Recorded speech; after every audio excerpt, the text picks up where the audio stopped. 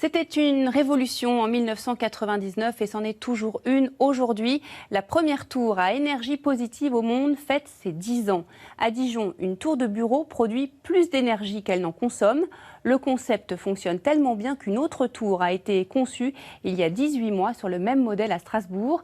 Là, il y a aussi des appartements. Les habitants ne dépensent pas un centime pour se chauffer, ils peuvent même récupérer de l'argent. Éric Hervé, Pascal Largeron et Melchior Insi.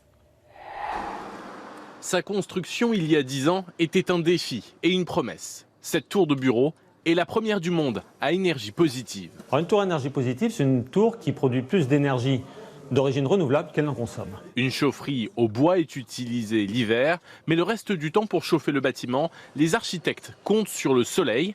Et pour éviter l'éblouissement, un des éléments clés de la conception de cet immeuble, c'est ce bouclier solaire. C'est une feuille de métal qu'on va ciseler, qu'on va étirer. On a un soleil qui est encore en position relativement haute, donc l'inclinaison des ailettes de ce bouclier solaire va faire en sorte de ne laisser rentrer aucun rayon solaire direct. La chaleur sans la lumière aveuglante. 10 ans après son inauguration, le bilan énergétique est très encourageant. Nous sommes à 11 kWh d'énergie par mètre carré par an sur un bilan sur 10 ans. Un immeuble de bureau de même taille consomme 400. Donc vous voyez, de 400 à 11, le pas qui a été franchi. Un pas, puis deux.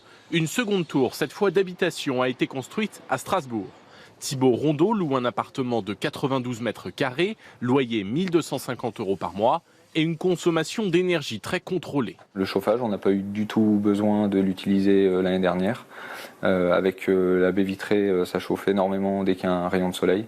On avait entre 21 et 21,5 tout l'hiver. Il peut suivre ses dépenses sur cette tablette ou sur son smartphone et sa facture est estimée. Le bilan annuel à l'heure actuelle est de moins 73 €. Une facture négative, grâce notamment à ces panneaux photovoltaïques 1200 mètres carrés, dont les revenus sont reversés aux occupants. 335 € environ pour un 3 pièces. Et ce n'est pas tout. Et si l'utilisateur a un comportement vertueux, s'il est dans la consommation qui est ciblée pour son logement, il va avoir une prime qui peut aller jusqu'à 130 €. Une autre tour de logement est à l'étude, à Dijon, livraison prévue en 2022.